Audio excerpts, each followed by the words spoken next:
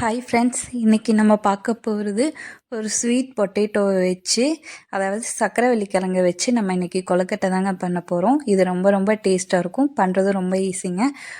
குட்டீஸில் இருந்தாலும் சூப்பராக சாப்பிடுவாங்க. அவ்வளோ சூப்பராக இருக்கும். ஈவினிங் ஸ்நாக்ஸாக இந்த மாதிரி பண்ணி கொடுங்க. கண்டிப்பாக சூப்பராக இருக்குங்க. டேஸ்ட்டு வேறு லெவலில் இருக்குது. எப்படி பண்ணலாங்கிறத பார்க்கலாம். அதுக்கு முன்னாடி மறக்காமல் நம்ம சேனலை சப்ஸ்கிரைப் பண்ணிக்கோங்க. இப்போ நான் வந்து இட்லி பாத்திரத்தில் தண்ணி ஊற்றி வச்சுருக்கேங்க. அது மேலே தட்டு வச்சு இந்த மாதிரி நல்லா கழுவிட்டு இந்த மாதிரி கட் பண்ணி சக்கரவள்ளி கிழங்கை எடுத்து வேக வச்சுக்கோங்க.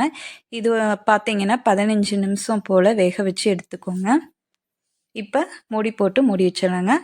15 நிமிஷம் கழிச்சு பார்த்தீங்கன்னா உங்களுக்கு இந்த மாதிரி நல்லா வெந்திருக்கும்.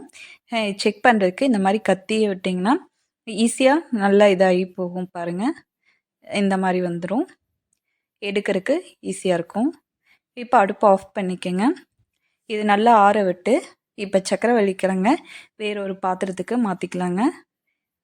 இப்போ பாருங்கள், இது பண்ணுறேன், ஈஸியாக வந்துருச்சு. இப்போது இதுக்கு வந்து பூரணம் ரெடி பண்ணலாங்க. கொழுக்கட்டை பண்ணுறதுக்கு அதுக்கு நெய் வந்து ஒரு ஸ்பூன் வச்சுக்கோங்க. இப்போ வந்து ஒரு தேங்காய் துருவல் வந்து எடுத்துக்கோங்க. சும்மா ஒரு கப் எடுத்துக்கோங்க. இப்போது இதை நல்லா நெய்யில் வறுத்துக்கோங்க. இது நல்லா வறுபட்டு வந்ததுக்கப்புறம் நம்ம வந்து சர்க்கரை சேர்த்திக்கலாங்க. சர்க்கரை வந்து 2லேருந்து ஒரு 3 ஸ்பூன் வரைக்கும் சேர்த்துக்கோங்க. உங்களுக்கு கரெக்டாக இருக்கும். நாட்டு சர்க்கரையே சேர்த்துக்கோங்க. வெல்லம் இருந்தாலும் நல்லா தட்டிட்டு நல்லா பொடி பண்ணிவிட்டு சேர்த்துக்கோங்க. இப்போ நான் நாட்டு சர்க்கரை சேர்த்திருக்கேங்க.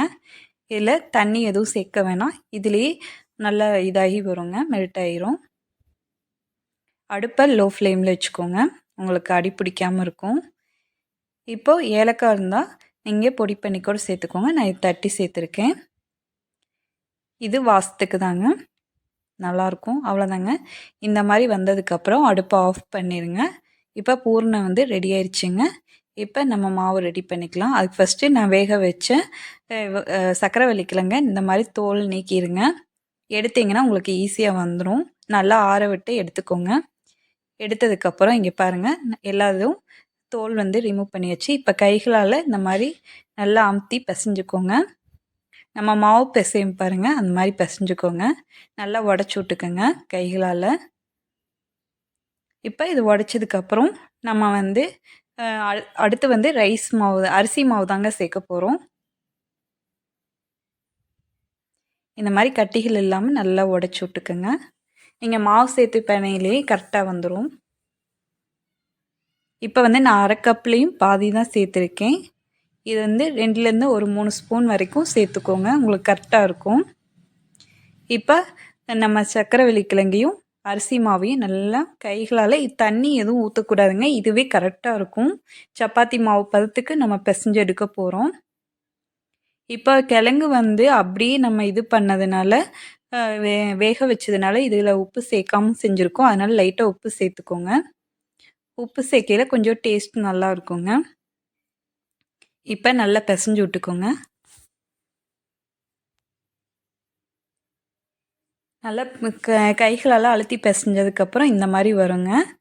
சப்பாத்தி மாவு மாதிரி வரும். நல்லா சாஃப்டாகவே இருக்கும். இப்போ நம்ம மாவு ரெடி பண்ணிட்டோம். பூர்ணமும் ரெடி ஆயிடுச்சுங்க. நம்ம கொழுக்கட்டை பண்ண ஆரம்பிச்சிடலாம். அதுக்கு ஃபஸ்ட்டு வந்து இந்த மாதிரி எல்லாம் எடுத்து வச்சுக்கோங்க. எடுத்ததுக்கப்புறம் நான் வந்து வாழை இலை இருந்துச்சு, அதனால் நான் வாழை இலையிலே பண்ணுறேன்.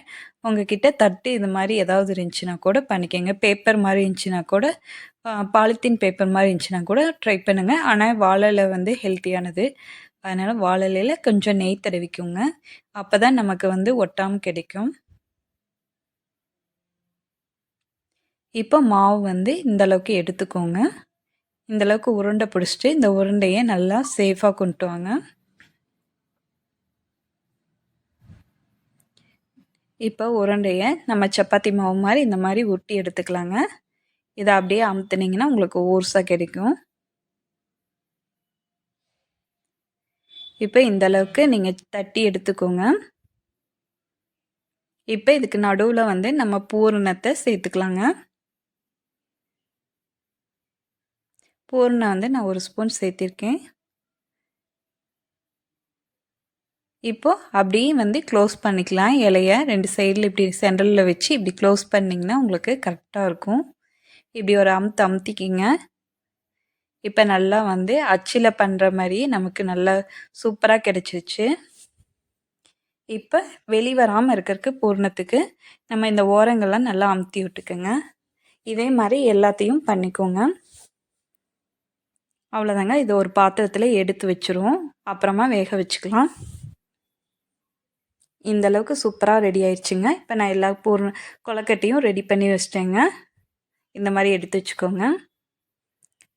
இப்போ ஒரு இட்லி பாத்திரத்தில் தண்ணி ஊற்றிக்கங்க. அடுப்பை ஆன் பண்ணிவிட்டு மூடி போட்டு மூடி வைங்க. இப்போ தண்ணி வந்து நல்லா கொதிச்சு வரட்டுங்க. தண்ணி வந்து கொதிச்சிருச்சு.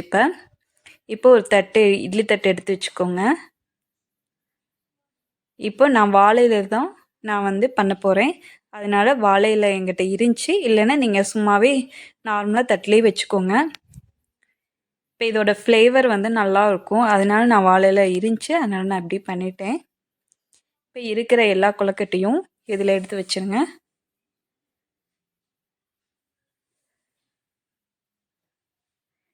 இப்போ இது எல்லாத்தையும் நம்ம இது வச்சு இது ஒரு 5 நிமிஷம் வெந்தால் போதுங்க. கரெக்டாக இருக்கும்.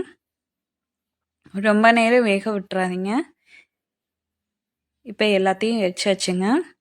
இதுக்கு மேலே மறுபடியும் இன்னொரு வாழை இலை இருக்குது. அப்படியே ஆவி வந்து அது ஃபுல்லாகவே நம்ம வாழை இலையிலே குக் பண்ண போகிறோம். அதனால் க்ளோஸ் பண்ணுறதும் அதுலேயே பண்ணிடுறேன். இங்கே பாருங்கள், அப்படி பண்ணிட்டேன். இதை ஒரு 5 நிமிஷம் போல் வேக வச்சு எடுத்துக்கோங்க. சூப்பராக ரெடி ஆயிரும்.